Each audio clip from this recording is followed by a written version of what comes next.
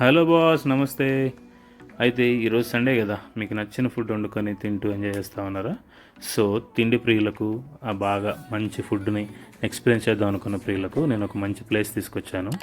So మనం బతికున్నామంటే food తినాలి కదా.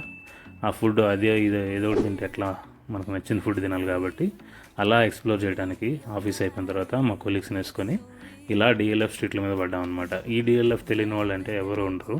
ఎస్పెషల్లీ ఐటీ ఎంప్లాయీస్కి అయితే అసలుకి డిఎల్ఎఫ్ అనేది ఒక తల్లి ఒడి లాంటిది అనమాట. అంత ఫేమస్ స్ట్రీట్ ఫుడ్లో ఈ ప్లేసు.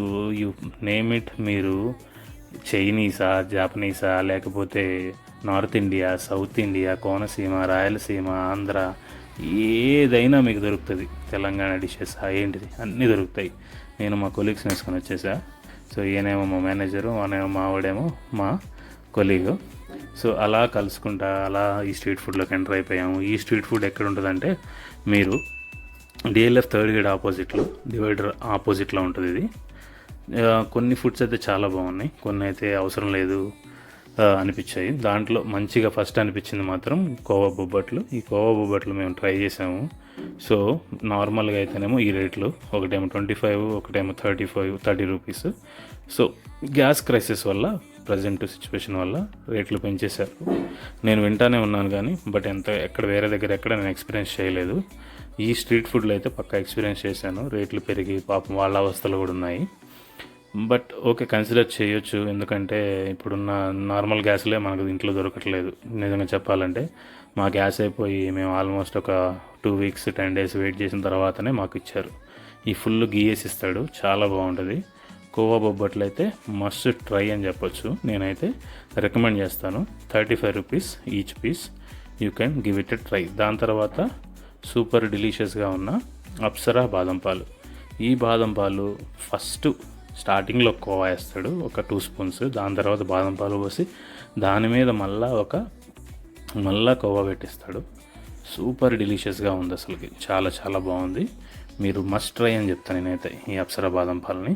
సో దాని తర్వాత ఇంకేం ట్రై చేద్దాం అంటే మా హరీష్ ఉండి, ఈ చిన్న పునుగులు అయితే సూపర్గా ఉంటాయి భయ్యా అంటే, మేము ఆ చిన్న పునుగులు ట్రై చేయడానికి మంచిగా ప్లేట్ తీసుకొని జస్ట్ మేము ట్రై చేయడానికి మా మేనేజర్ని కూడా పట్టుకొచ్చాము.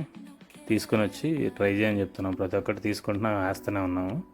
సో దీంట్లో ఈ చిన్న పునుగుల్లో మంచిగా అల్లం చట్నీ కుదిరితే, టమాటో చట్నీ వేసుకొని, చిన్న ఉల్లిపాయలు వేసుకొని తింటూ ఉంటే స్వర్గమే.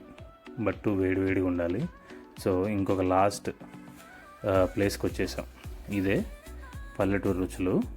ఈ దోశ ఇక్కడ స్టార్టింగ్ 10 రూపీస్ నుంచి స్టార్ట్ అవుతుంది. సో అయితే మేమైతే ఎగ్ దోశ ట్రై చేసాము. నాకైతే పర్సనల్గా ఎగ్ దోశ నా ఎమోషన్. ఎగ్ దోశ వేస్తే మాత్రం ఇంట్లో కంపల్సరీ ఎగ్ దోశ ఉండాలని చెప్తా.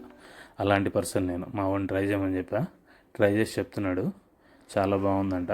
జనరల్గా మా హరీష్ మావాడే రెగ్యులర్గా డిఎల్ఎఫ్ వాళ్ళ దోస్తులతో వస్తాడు, వాళ్ళ కాలేజ్ దోస్తులతో. చాలా బాగుంది అన్నాడు. లాస్ట్లో మేము ట్రై చేసింది ఇరానీ చాయ్.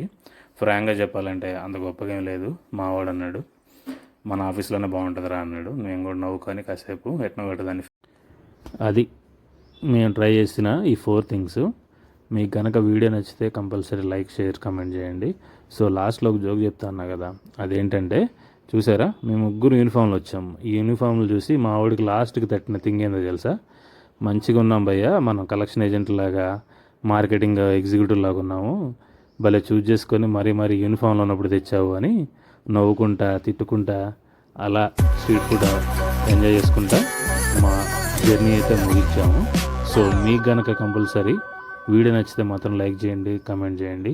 మీకు ఏమైనా వాయిస్ ఇష్యూస్ ఉన్నా, ఏదున్నా కానీ కమెంట్ చేయండి. కరెక్షన్ చేసుకోవడానికి రెడీగా ఉంటాను. బాయ్.